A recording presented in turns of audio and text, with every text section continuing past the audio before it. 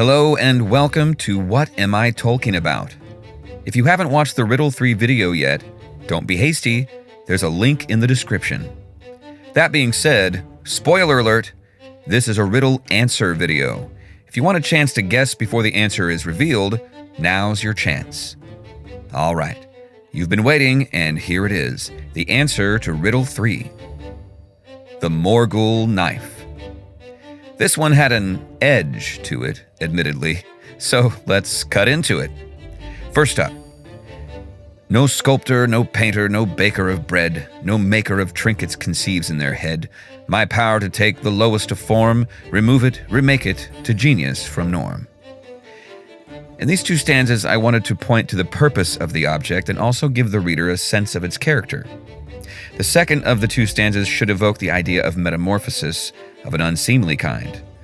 This is a reference to the process of Frodo becoming a wraith due to the wound caused by the Morgul knife.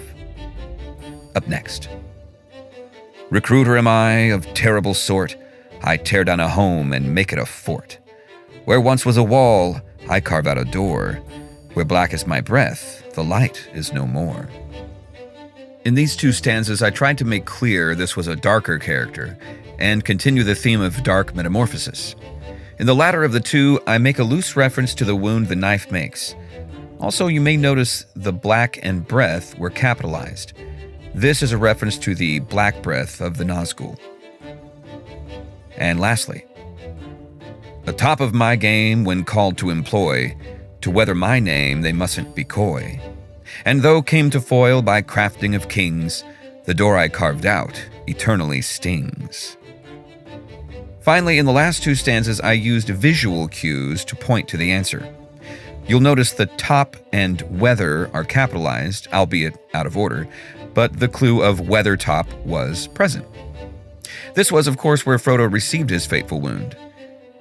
In the second stanza, you'll notice that foil and kings are visually near, also out of order, but you'll remember that king's foil, or the athelas plant, was used by Aragorn, also a king, to slow the process of becoming a wraith within Frodo. Eternally stings was a comment on the lasting effect the wound had on Frodo. While it's reasonable to assume his wound was not present in Valinor when Frodo was granted his entry, and thus not eternal, the comment was more intended to depict the arrogance the Morgul knife would have about its own ability should it have a consciousness. I hope you enjoyed this riddle as much as I enjoyed writing it.